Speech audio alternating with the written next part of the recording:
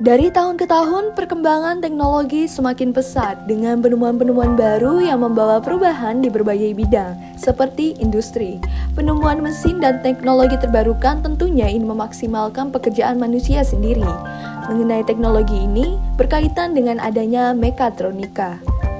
Bagi kaum millennials, tentunya mekatronika bukan hal yang asing lagi.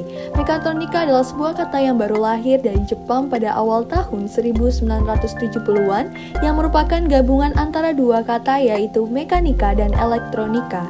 Mekatronika sendiri yaitu mengarah pada teknologi kendali numerik, yaitu teknologi mengendalikan mekanisme menggunakan aktuator untuk mencapai tujuan tertentu dengan memonitor informasi kondisi gerak mesin menggunakan sensor dan memasukkan informasi tersebut ke dalam mikroprosesor. Pada awalnya, bidang mekatronik diarahkan pada 3 target yaitu penghematan energi atau energy saving, pengecilan dimensi dan peringanan berat atau size reducing, dan yang terakhir yaitu peningkatan kehandalan atau reliability.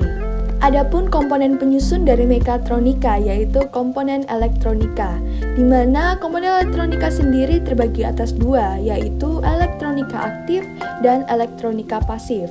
Untuk komponen elektronika aktif adalah komponen listrik yang hanya akan bekerja ketika mendapatkan tegangan dari luar eksternal, seperti diode, transistor, integrated circuit atau IC. Secara umum, komponen listrik yang masuk dalam kategori ini merupakan komponen listrik yang berbahan dasar semikonduktor. Selanjutnya, komponen elektronika pasif yang merupakan komponen listrik yang bekerja walaupun tanpa mendapatkannya tegangan. Komponen elektronika pasif sendiri terdiri dari 3 macam yaitu resistor, kapasitor, dan induktor. Yang pertama adalah resistor, di mana resistor sendiri terbagi atas 2 yaitu fixed resistor atau nilai tetap dan variable resistor atau VR dengan nilai yang berubah-ubah. Nilai VR sendiri dapat diubah dengan memutar atau menggeser tuas, serta dapat pula dipengaruhi kondisi lingkungan sekitar, seperti LDR dan termistor. Yang kedua yaitu kapasitor, terbagi 2 kelompok yaitu kapasitor nilai tetap atau fixed kapasitor dan kapasitor variabel atau variable kapasitor. Jenis-jenisnya yaitu keramik, polyester, kertas, mika, elektrolit, tantalum, varko, dan primer. Dan yang terakhir yaitu induktor.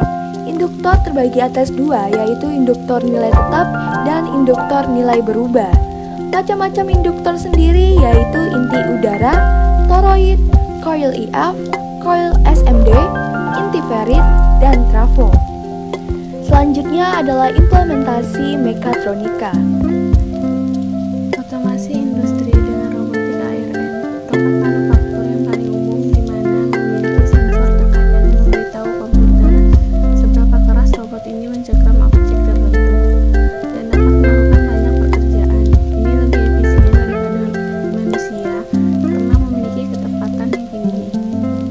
Pekerjaan lengan robot adalah untuk memindahkan N efektor dari tempat ke tempat lain. Kita dapat memasang dengan robot dengan segala macam efektor akhir yang disesuaikan untuk aplikasi. Salah satu ujung umum efektor adalah versi sederhana dari tangan yang dapat membawa benda-benda yang berbeda. Sistem rem ABS dapat mencegah rem terkunci pada saat pengereman mendadak, sehingga laju kendaraan dapat dikendalikan dengan lebih baik karena roda tidak akan terkunci meskipun direm mendadak sekalipun. Komponen utama dari sistem rem ABS adalah sensor kecepatan, katup, pompa, dan controller. Pintu otomatis merupakan rangkaian mesin yang terdiri dari sensor dan sistem motor penggerak yang bekerja secara harmonis sehingga pintu otomatis dapat membuka dan menutup dengan aman. Sensor-sensor ini akan diletakkan di kedua sisi, yaitu sisi dalam dan sisi luar pintu otomatis tersebut, sehingga pintu otomatis dapat bekerja dari kedua sisi. Sensor yang digunakan pada pintu otomatis adalah sensor optik, sensor gerakan, dan sensor panas.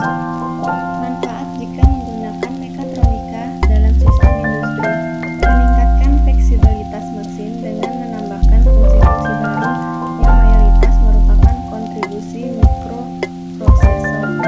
Meningkatkan kehandalan. Pada penggunaan mesin-mesin tersebut diperlukan sarana